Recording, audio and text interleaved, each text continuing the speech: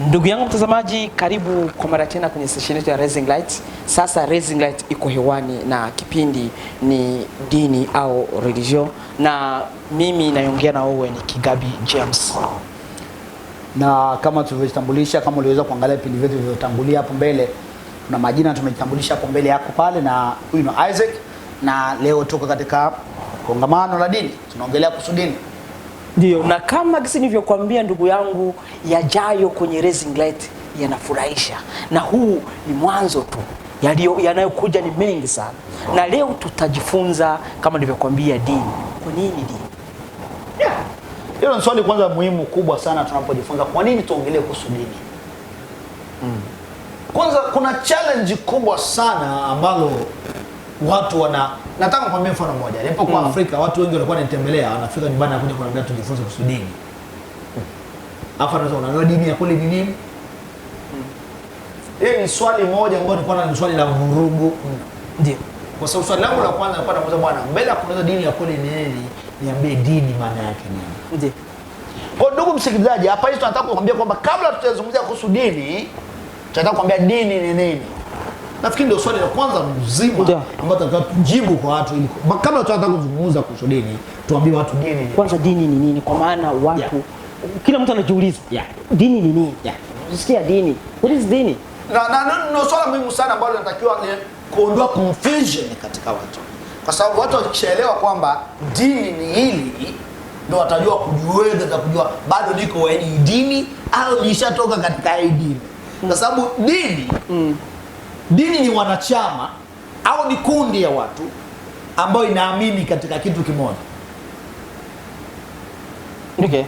Inaamini katika kitu kimoja au haiamini katika chochote tu, yenyewe inaamini katika kuamini kitu chochote. Nayo ni dini vile. Maana imani yao ni kutokuamini kitu chochote.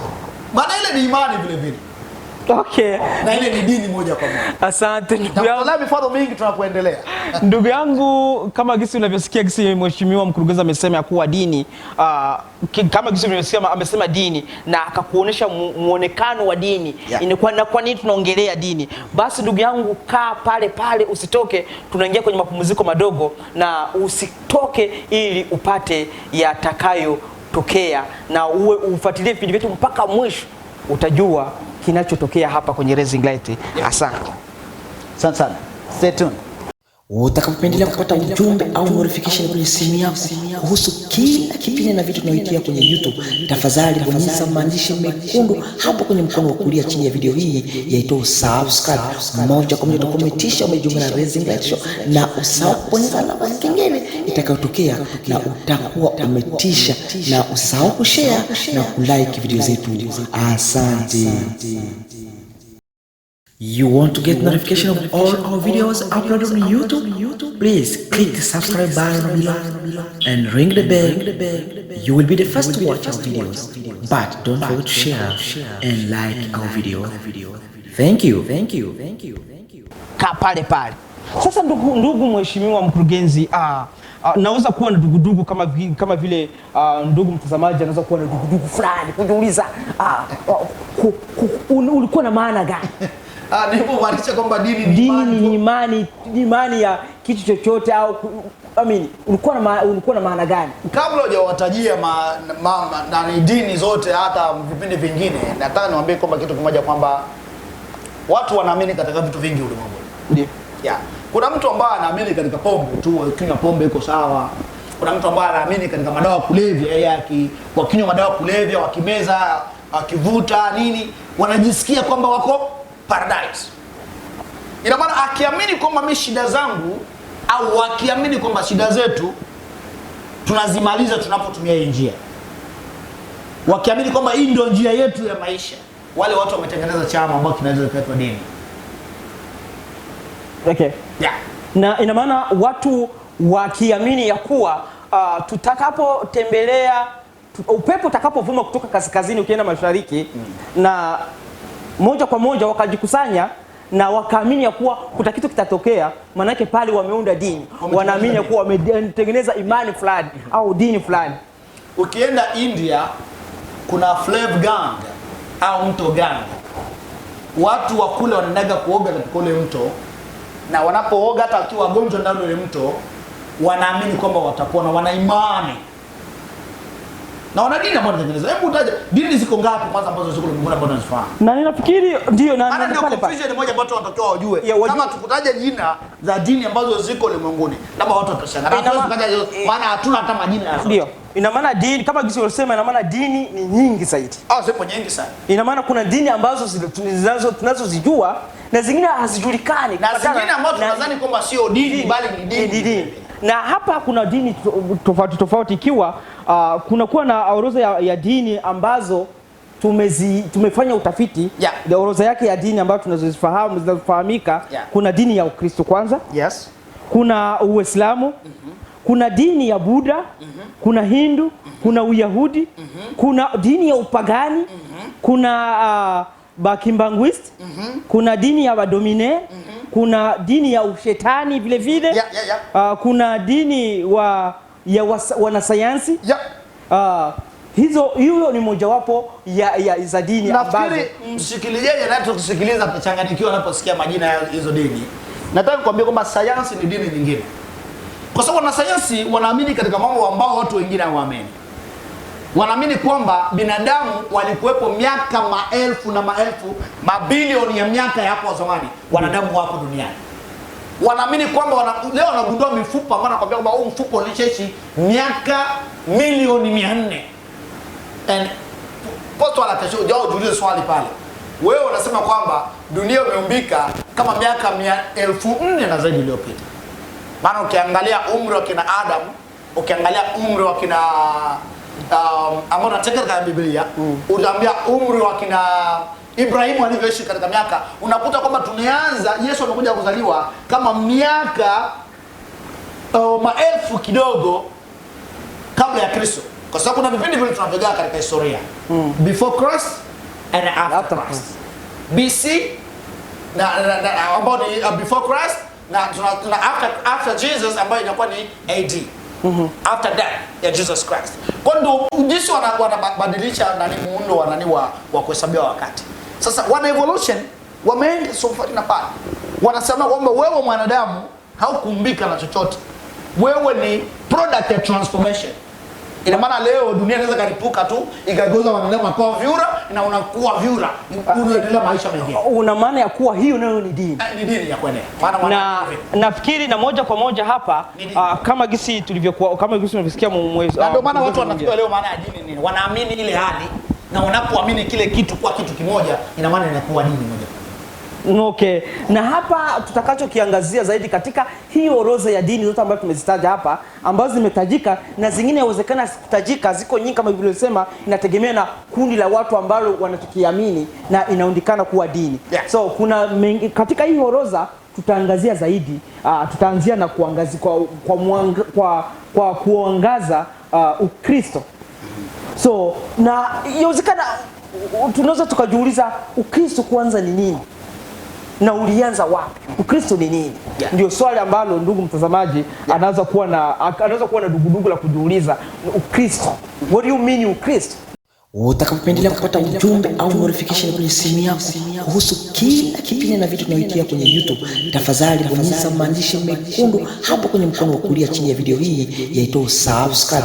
Moja kwa moja utakometisha umejiunga na Raising Light Show, na usahau kubonyeza alama ya kengele itakayotokea, na utakuwa umetisha, na usahau kushare na kulike video zetu. Asante.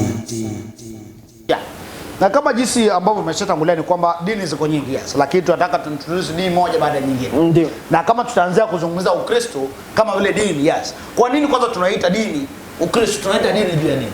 Na tunaposema Ukristo tunataja nani pale? Maana kuna confusion nyingi ambazo ziko pale ndani ya Ukristo.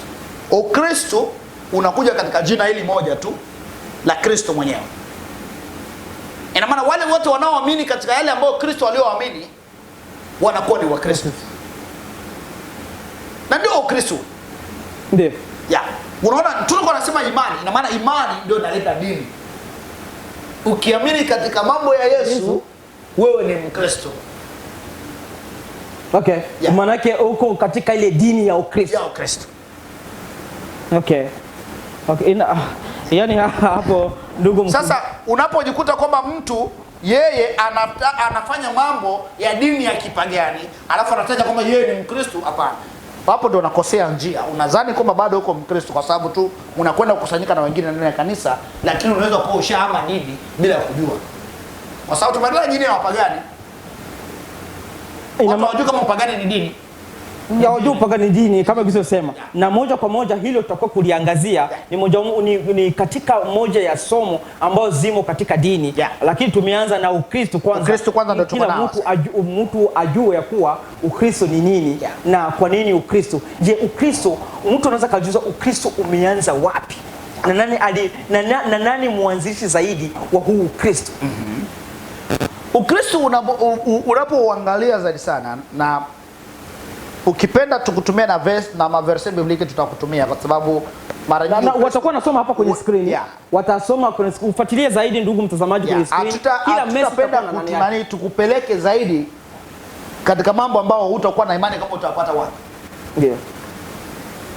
Ukiangalia Ukristo, account yote ya Ukristo au historia yote au habari yote ya Ukristo ipo katika kitabu kimoja kikubwa sana kinaitwa Biblia au Biblia. Biblia imegawika katika agano hizi mbili. Kuna Ancient Testament na Nouveau Testament ambao ni agano jipya na agano la kale na agano jipya.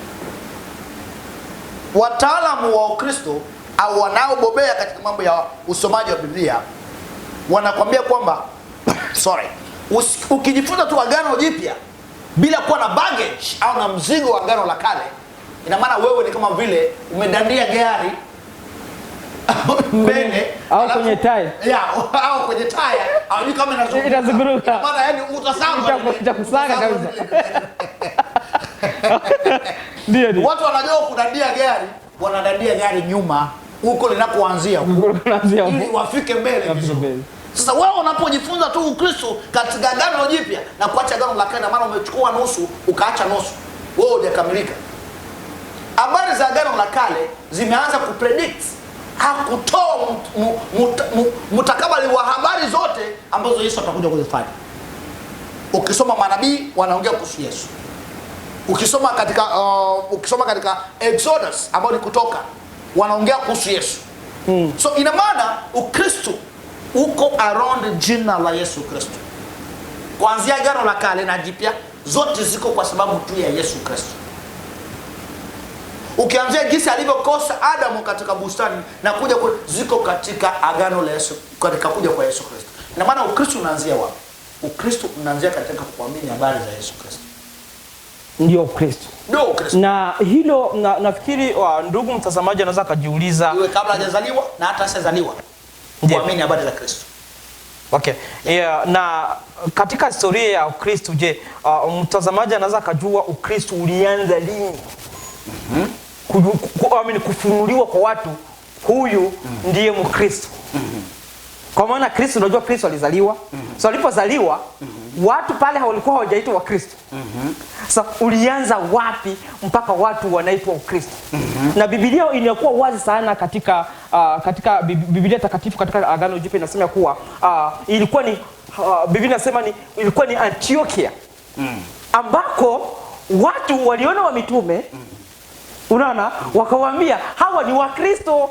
Maana ni watu wa Kristo. Nafikiri basically hapo ndipo kulianzia historia ya kuwaita watu. Ile jina hawa ni lakini Yesu Kristo alikuwa alishakuwepo tayari.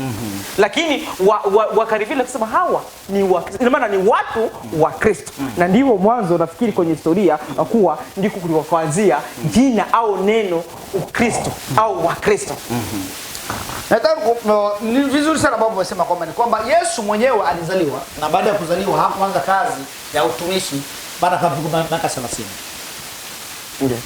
Lakini sio kwamba alikuwa hajajulikana kwamba sio Mesia kipindi chote kile. Hapana. Maana aliagizwa tangu Yohana kabla Yesu hajabatizwa alitangaza katika jangwa kwamba tengenezeni njia, yasafisheni mapito, akijua kwamba Yesu yuko anakuja. Nabii wanatabiri. Ukienda katika Yohana anatabiri kwamba atazaliwa mfalme. Hayo yote yanaongeleka kuhusiana na Kristo. Na ndio kama ulivyosema, ni kweli. watu kuita Wakristo, ilitakiwa jina la Kristo liwe dhahiri sasa. Ndiyo. Maana watu huitwa jina la kitu kile ambacho kitu tayari kishaonekana. Yeah. Lakini ile mentality au ile muonekano au ile matendo ya Kikristo ilikuwepo tayari. Kwa sababu watu wanaanza kuandaliwa kwa sababu ya Kristo hata kama Masia mwenyewe hajawepo. Na nafikiri kabla ya Yesu kabla Yesu hajazaliwa, hizi imani zote zilikuwa zinaitwa dini. Ilikuwa ni dini tupu.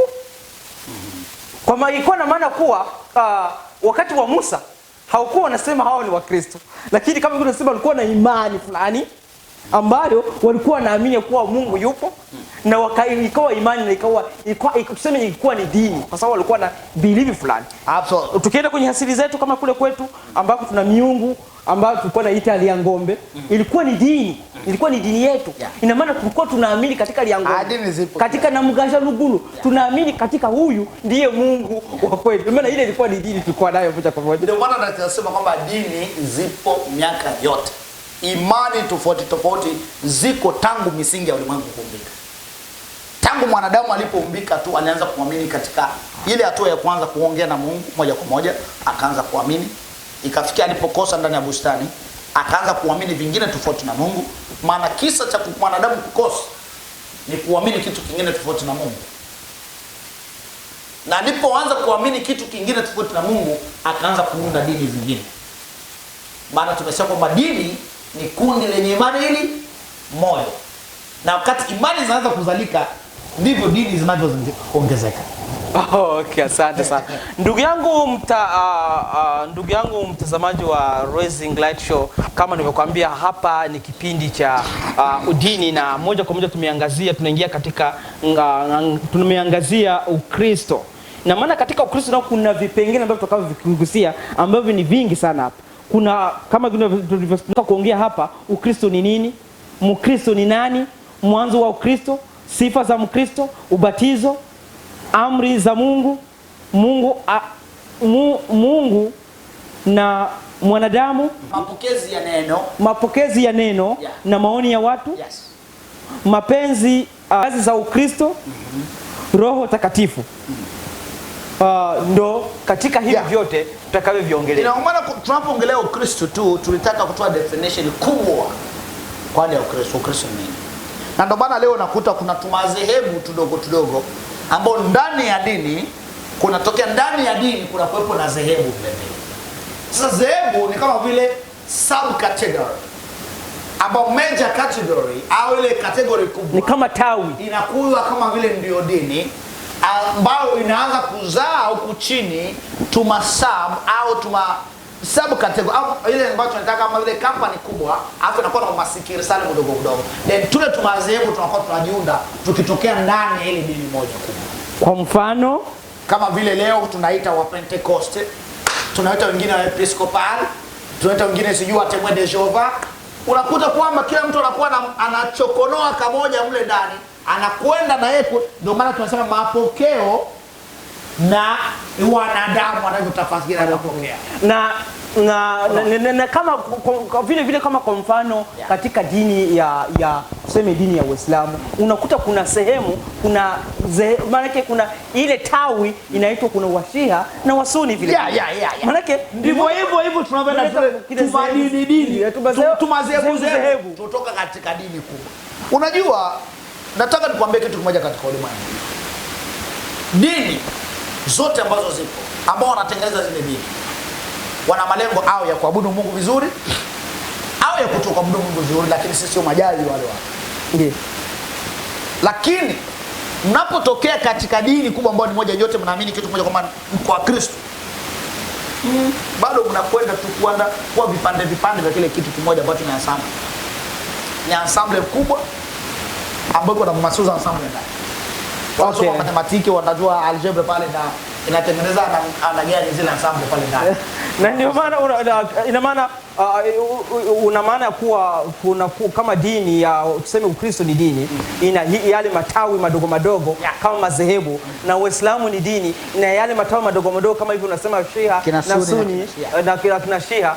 Unakuta na katika hizi dini hata vile vile katika hizi dini kama kitu kusema kuna dini ambazo hazijulikani kama dini la hili dini la sijui na Malkia wa Ubembe ambao nao ni dini wana imani wana vitu ambao wanaamini kama ni mtu au wanaamini kitu kile wana imani na kuambia uweze kuwatekeleza katika ile imani yao wanaamini ile kitu wanaamini ile kitu na ndio maana katika dini au dhehebu ni nafikiri si muda muhafaka ya kumjaji mtu, lakini ni kuangaliaje mwelekeo anao unaendana na gisi ilivyo. Na hatuwezi kumjaji, hatuwezi kujaji hata mwelekeo wako uko namna gani. Yeye mwenyewe ajijaji. Yeye mwenyewe anaweza kujijaji. Na maana sisi tunaongelea quality, na ndio maana tutakavyoongelea Ukristo zaidi tunaposhuka katika maandiko ni kwamba tutashuka na tunaongelea Ukristo uko namna gani.